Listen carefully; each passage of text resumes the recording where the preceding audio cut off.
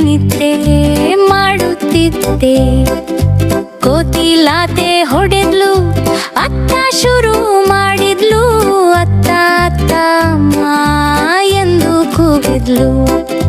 ಅಮ್ಮ ಹಾಲು ಬಂತು, ಮಡಿಲಲ್ಲಿ ಎತ್ತಿದ್ಲು. ಕಾಲಿಗೆ ಮುದ್ದು ಕೊಟ್ಟು ನಗು ಮಾಡಿಸಿದ್ಲು. ನಗುತ್ತಾ ನಗುತ್ತಾ ನೆಲದ ಮೇಲೆ ಉರುಳಿದ್ಲು. ಟಮೋಟ ಬಂತು, ಚುಚ್ಚಿ ಕೂಗಿದ್ಲು.